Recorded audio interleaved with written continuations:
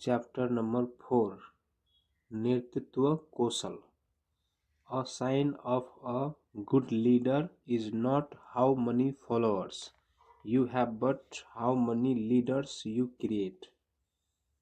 दूसरे के गुणों को निष्काम भाव से ग्रहण करने की कला संसार में बहुत बिरले लोगों में मिलती है। स्वामी परमहंस के अनगिनत शिष्यों में एक ही व्यक्ति क्यों विवेकानंद बन पाए? मुनि संदीपनी के अनगिनत शिष्यों में से क्यों श्री कृष्ण ही गीता की रचना कर पाए? मुनि वशिष्ठ तथा विश्वामित्र के आश्रम में शिष्यों की कमी तो नहीं थी, पर कोई दूसरा श्री राम क्यों नहीं हुआ? महात्मा गांधी के लाखों अनुयायियों में से कोई एक जवाहर क्यों बना? ये सब प्रश्न आज भी अपना उत्तर तलाश कर रहे हैं। महान लोगों से गुण ग्रहण करने की कला आपको दूसरों से अलग कर देती है। व्यक्ति सदैव अपने मुख से अपनी बड़ाई और दूसरों की अवगुणों का व्याख्यान करने के लिए प्रसिद्ध रहा है। एक व्यक्ति सिर्फ व्यक्ति ही नहीं, वो इतिहास की गहन चेतना है। आप दुनिया में अनुसरण करने नहीं, उसका नेतृत्व करने आए हैं। आपको आगे देखना होगा, पीछे नहीं। मोहनदास ने आगे देखा तो वो महात्मा गांधी बन गए। नरेंद्र ने जब आगे देखा तो वे विवेकानंद हो गए। तो चलिए आगे बढ़े और उस व्यक्ति से मिले जो आप बनना चाहते हैं। याद रखें कि आपको वो नहीं मिलता जो आप चाहते हैं, आपको वो मिलता है जिसके आप योग्य हैं। आपके अंदर एक जन्मजात लीडर छुपा हुआ है। जन्म के समय से ही आप एक लीडर रहे हैं, बस कुछ बात भूल गए हैं। तो क्या आपको पता है कि एक अच्छा नेतृत्व कौशल क्या होता है?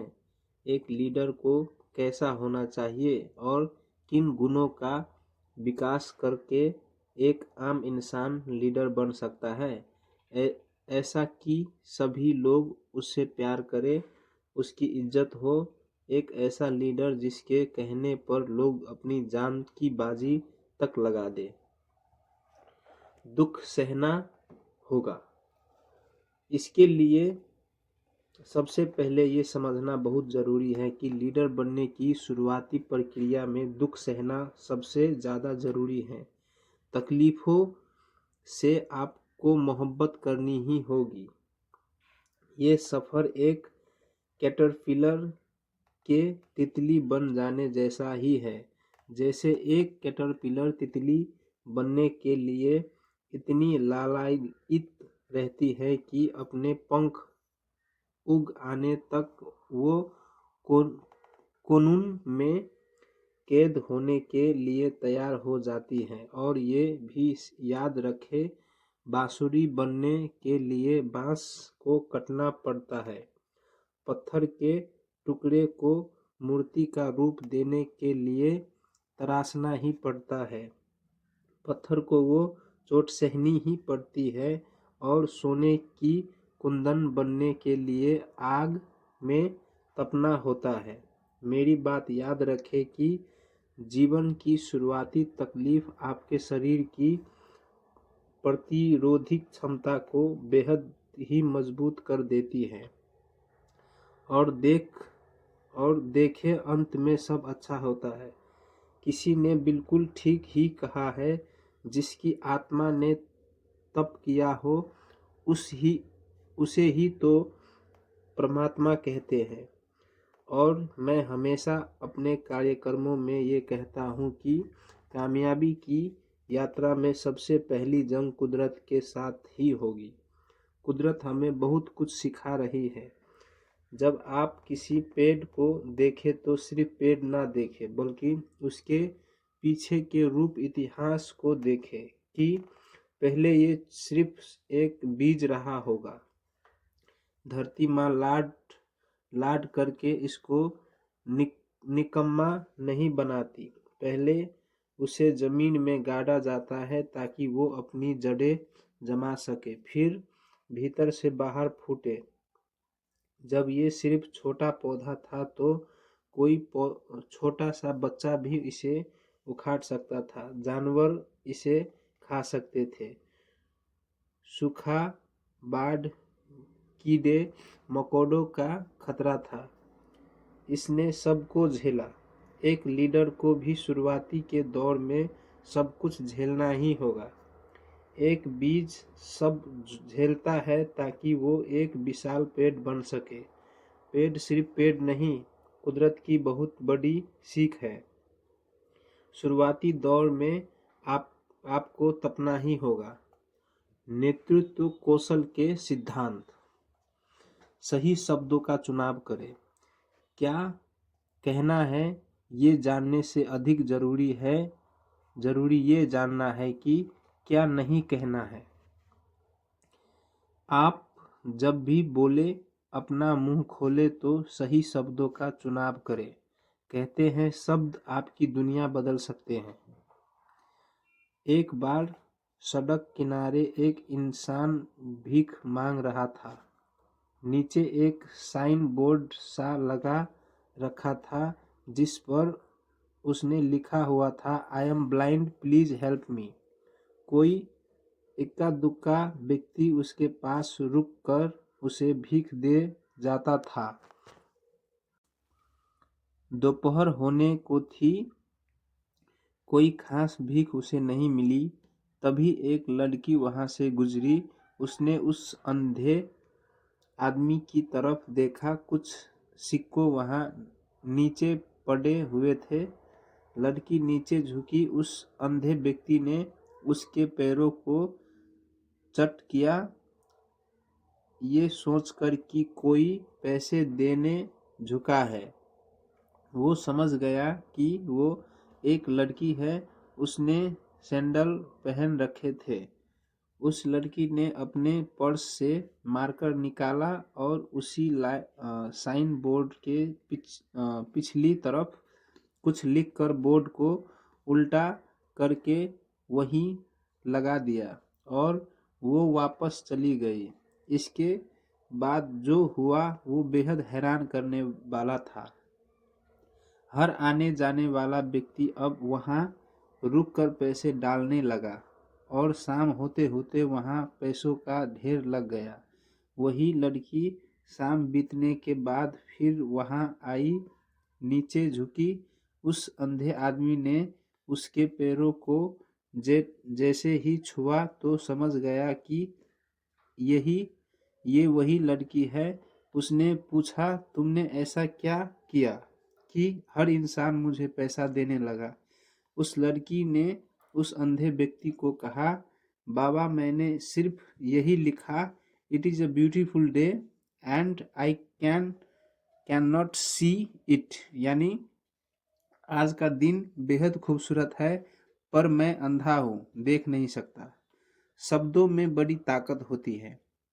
अगर आप ठीक से इनका इस्तेमाल करना जानते हैं तो शब्द आपको बहुत ताकतवर बना सकते हैं।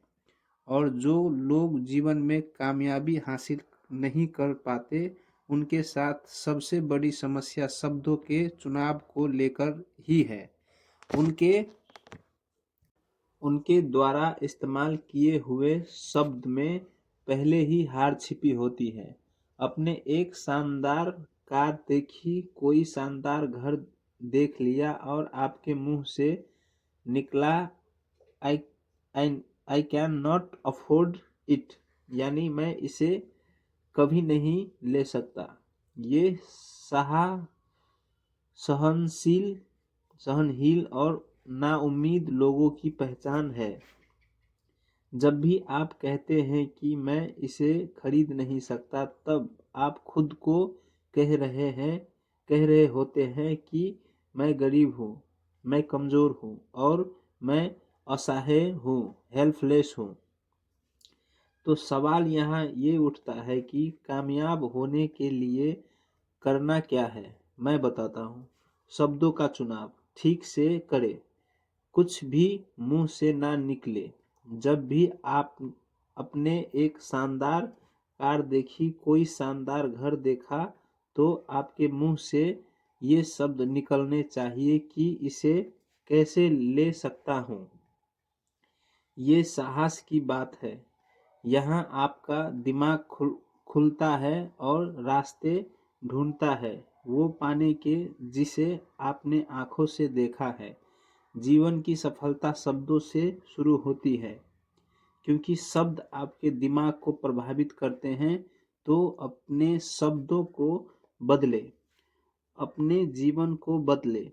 और बड़ी बात यह है कि शब्द फ्री के होते हैं। रुपए नहीं लगते, बस थोड़ी सी सावधानी लगती है।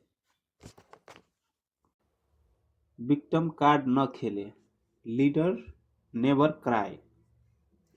चाहे कुछ हो जाए रोना मत।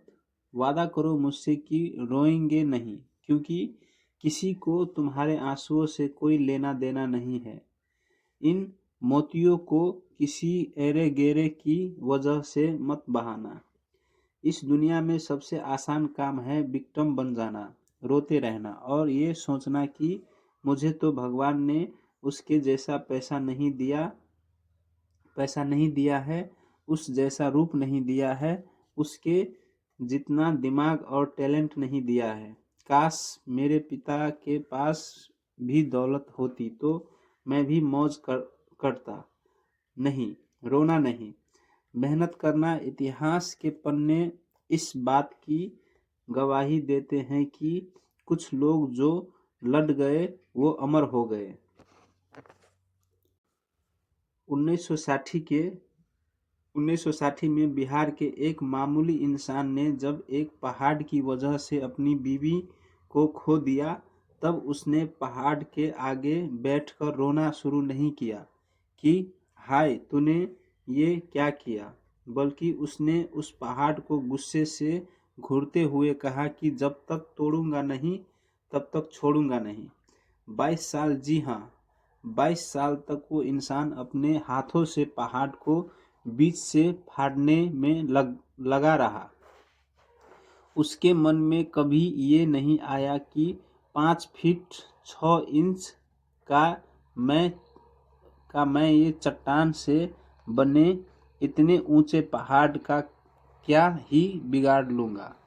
वो कभी किसी के पास कोई ड्रिल मशीन मांगने नहीं गया। उसने किसी से नहीं कहा कि मेरा हाथ बटा दो। उसके पास जो था, उस जितना था उसी के सहारे उसने वो करके दिखाया, जिसे समझदार लोगों की भाषा में नामुमकिन कहते हैं।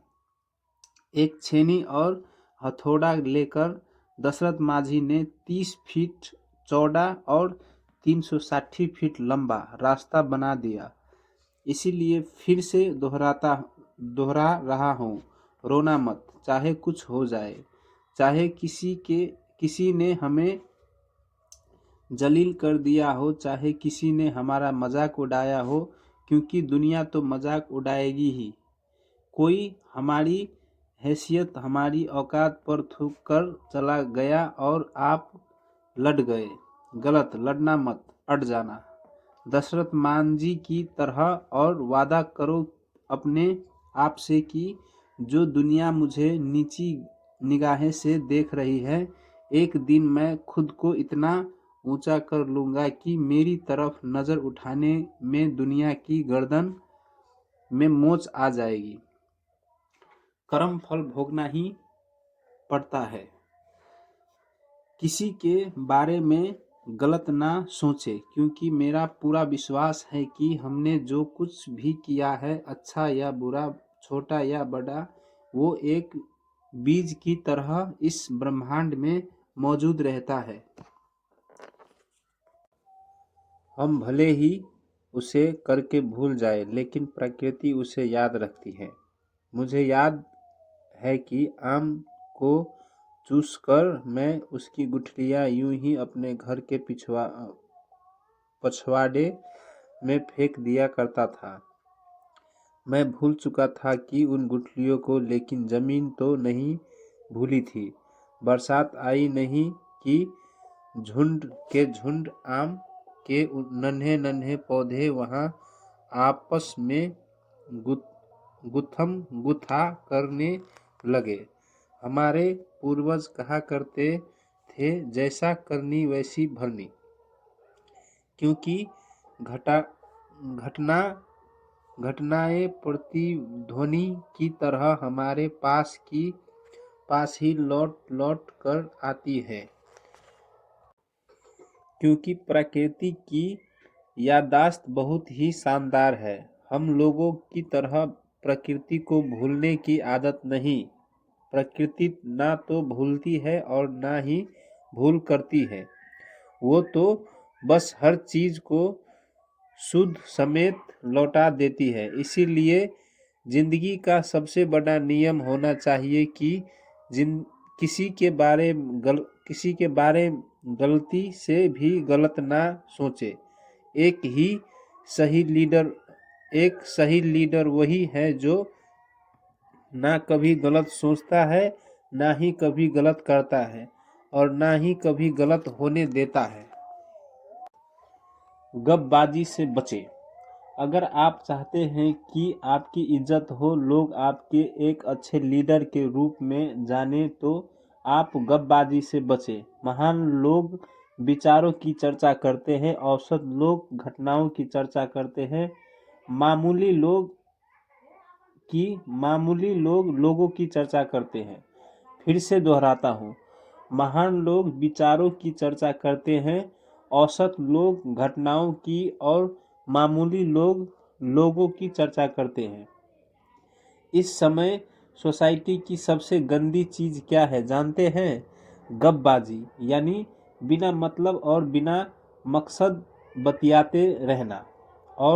और तो और बड़े बड़े पढ़े लिखे लोगों को भी मैंने ये करते देखा है।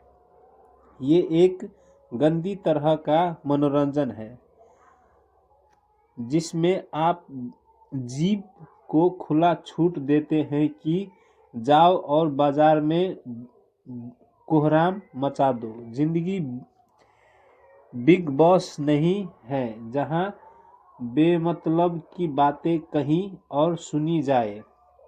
मेरी एक बात याद रखे, बिल्लियों के बीच शेर का कोई काम नहीं होता।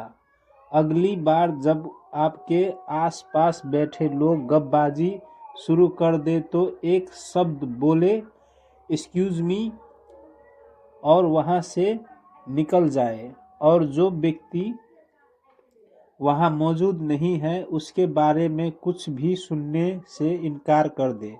अपनी हंसी ठट्ठा के लिए दूसरे के दिलों पर हल ना चलाए। कुल मिलाकर बेकार की गपबाजी से बचे। सही सवाल करें।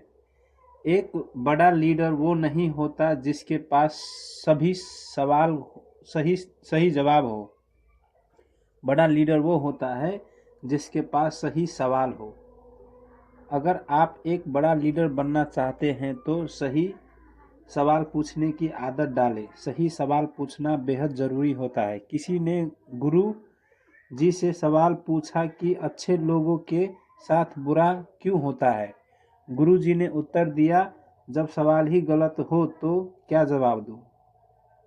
सवाल तो ये होना चाहिए था कि जब अच्छे लोगों का खराब समय होता है तब उनका क्या होता है, और उसका जवाब होता कि वे और अच्छे हो जाते हैं।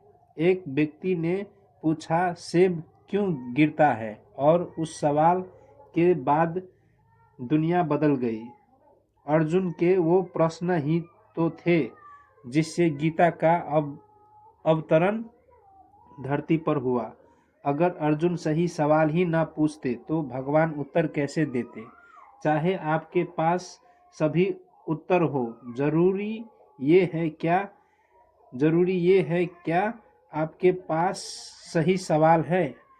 और आज का सबसे बड़ा सवाल ये है, क्या आप एक सामान्य ज़िंदगी जीना चाहते हैं? क्या आप अपने माँ बाप का इलाज एक औसत दर्जे के डॉक्टर से करवाना पसंद करेंगे?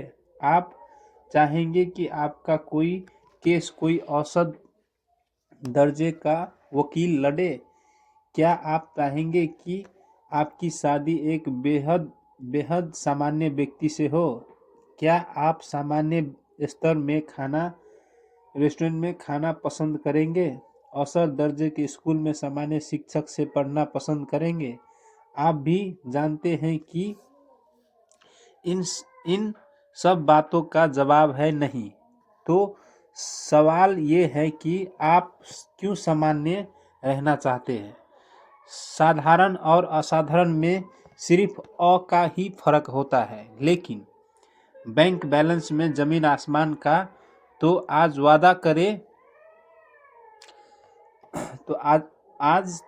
वादा करे साधारण जीवन कभी नहीं जिएंगे। सही सवाल पूछेंगे नहीं, चीजें जानेंगे और खुद को अपडेट रखेंगे। अपने अंदर के सोए हुए लीडर को जगाने का वक्त आ गया है। किसी से अपनी तुलना ना करें। अब नेतृत्व कौशल का जीवन बदलने वाला सिद्धांत बता रहा हूँ। अगर आपको एक साधारण इंसान से एक कमाल का लीडर बनना है न, तो कभी अपनी तुलना किसी से मत करना। जी हाँ, क्योंकि तुलना आपको मार देगी, आपकी सारी ताकत सोख लेगी। इसीलिए याद रखें, जिंदगी में कभी अपनी तुलना किसी के साथ ना करें। दूसरे से तुलना करके आप सिर्फ अपना नहीं, भगवान का भी अपमान कर रहे हैं, जिसने आपको बिल्कुल अनूठा और बिल्कुल अलग बनाया है। बस आप खुद को पहचान नहीं रहे। हमेशा ध्यान रखें, जो काम पानी कर सकता है वो पेट्रोल नहीं कर सकता। जो काम तावा कर सकता है वो सोना नहीं कर सकता, तांबा।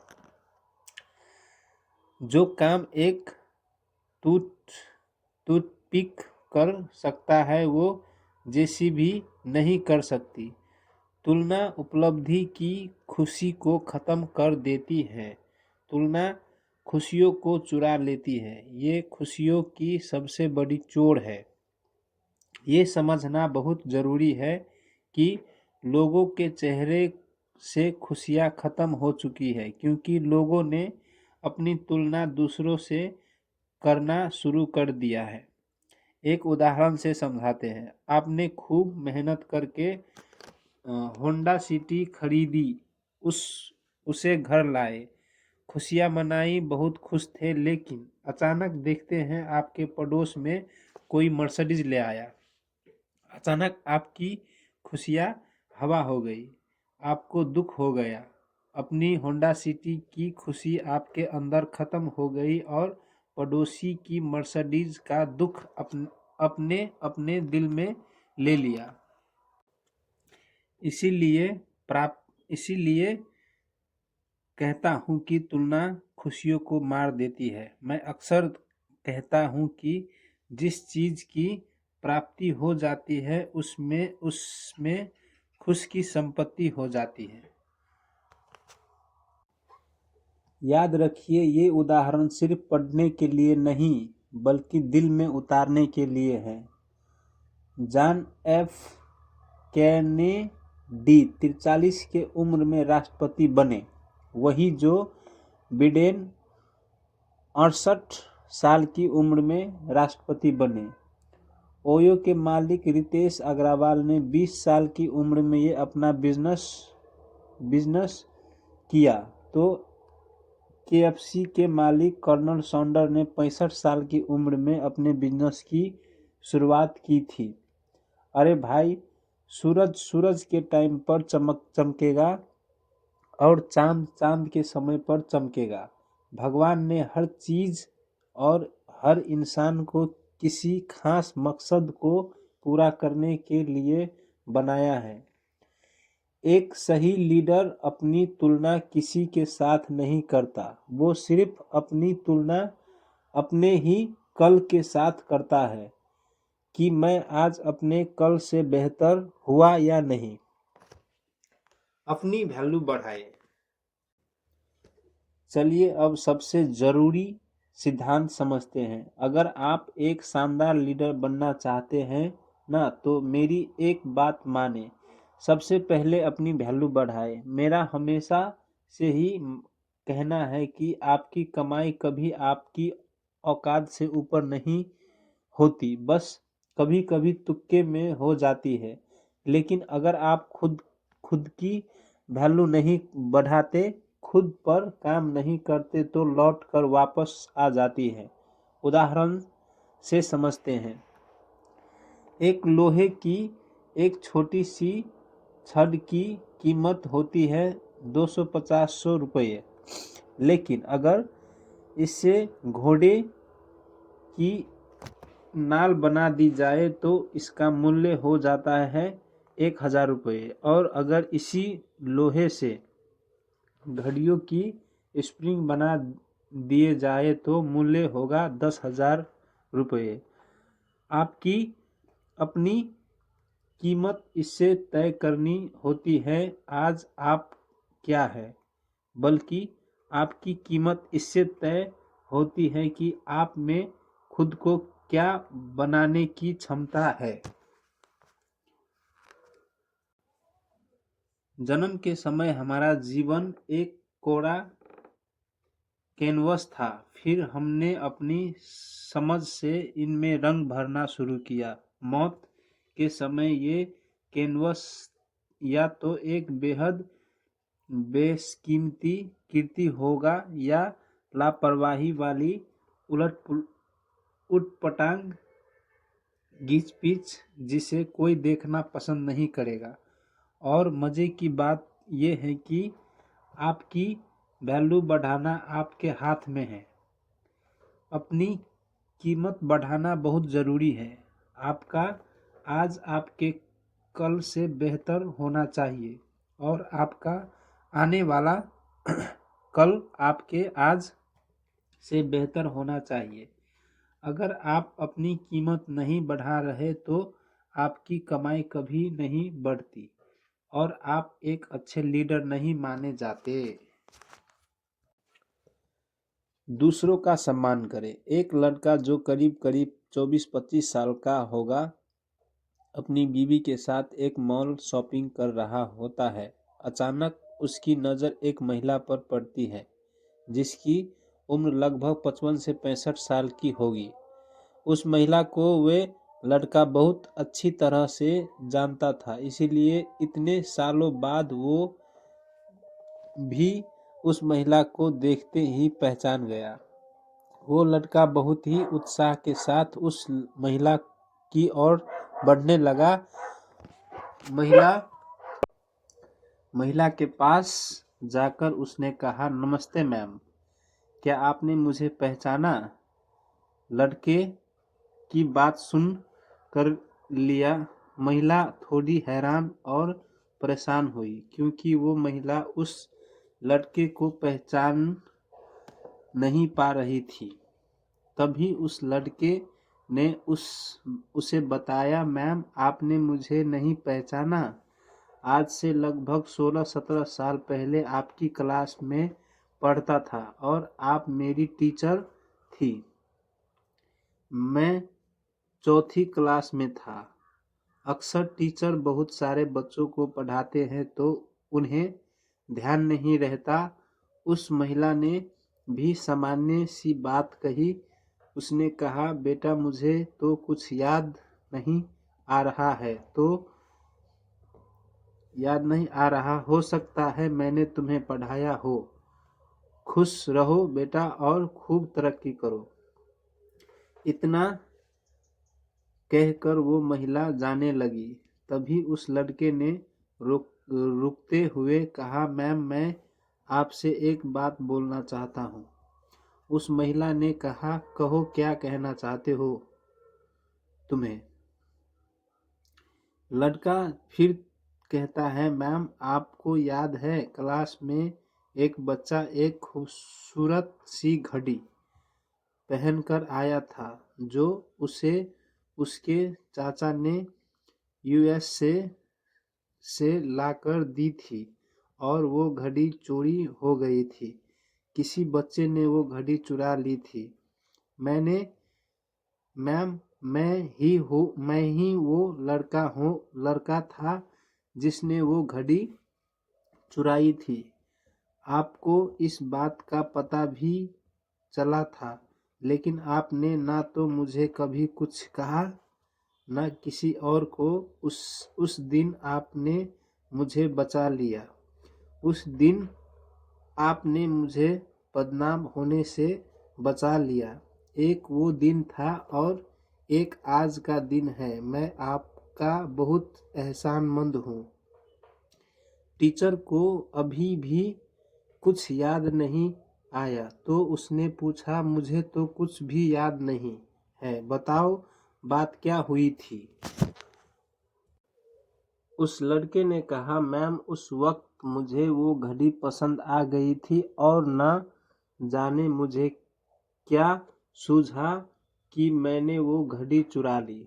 वो बच्चा आपके पास आया और उसने आपसे शिकायत की कि उसकी घड़ी चोरी हो गई है। फिर आपने कहा कि आप घड़ी ढूंढने की कोशिश करेगी और आप सभी बच्चों की जेब की तलाशी लेगी। उस वक्त मैं बहुत डर गया था, ये सोचकर कि अगले कुछ ही मिनटों में पकड़ा जाऊंगा और पूरी क्लास मिलकर मेरा मजाक उड़ाएगी और चोर होने का थप्पा मुझ पर जिंदगी भर लग जाएगा। लेकिन आपने सभी बच्चों को एक साथ दीवार की तरफ मुंह करके आंख बंद करके खड़े होने के लिए बोला और फिर एक एक करके आप सबकी जेब चेक करने लगी। जैसे ही मेरी बारी आई, आपने मेरी जेब में हाथ डाला और घड़ी निकाल ली। मैं अब बहुत डर गया। मुझे लगा था आप सब बच्चों के सामने मुझे ठंडेगी, लेकिन आपने कुछ नहीं कहा। आपने बिना मुझे डांटे, बिना मुझे कुछ कहे कि क्लास में बंद कर दिया था। अब टीचर ने क्या कहा, ध्यान से समझना। टीचर ने कहा, जब मैंने सब बच्चों को दीवार की तरफ आंख बंद करके खड़े होने को कहा था, तब मैंने भी सबकी तलाशी आंख बंद करके ही ली थी। मुझे पता ही नहीं चला कि चोरी किसने की थी, और जब मुझे पता ही नहीं था तो मैं क्या कहती। दरअसल मैं जानना ही नहीं चाहती थी कि चोरी किसने की। मुझे लगा जिसने भी वो किया है वो करना नहीं चाहता था। किसी से अनजाने में भूल हो गई थी। किसी को बदनाम करना, किसी को गलती को उजागर कर बुरा बनाना, किसी पर झूठ इल्जाम लगाना बहुत आसान होता है, लेकिन किसी की कद्र करना, किसी के आत्मसम्मान को बचाना और किसी की इज्जत करना और उसकी कोई ऐसी छोटी सी गलती जो उससे अनजाने में की हो उससे ढकना बहुत बड़ा होता है। एक अच्छे लीडर में जो खूबी होनी चाहिए वो ये है कि हर किसी को एक मौका जरूर देना चाहिए। इस संदर्भ में रोनाल्ड रीगन ने सही कहा है, एक महान लीडर वो नहीं होता जो महान काम करे, बल्कि वो होता है जो लोगों से महान काम करवाए। सारांश कहे तो नेतृत्व कौशल न केवल पेशेवर जीवन में बल्कि व्यक्तिगत जीवन में भी महत्वपूर्ण है। एक अच्छे लीडर में ये गुण भी होना चाहिए कि लोगों को हमेशा ऊपर उठाए, ना कि उन्हें नीचा दिखाने की कोशिश करे। एक अच्छे लीडर को लोगों में वो अच्छाई ढूंढनी चाहिए जो वो खुद नहीं ढूंढ पाते। एक सच्चे लीडर का उद्देश्य केवल अपने लक्ष्य को प्राप्त करना नहीं होता, बल्कि अपनी टीम के सदस्यों को उनके लक्ष्यों तक पहुंचाने में भी सहायता करना चाहिए। एक अच्छे लीडर को उस टीचर की तरह ही किसी को अनजाने में कोई गई भूल हो और कमी को दूर कर उसे आगे बढ़ाने का मौका देना चाहिए, जो अपने शिष्यों को देता है।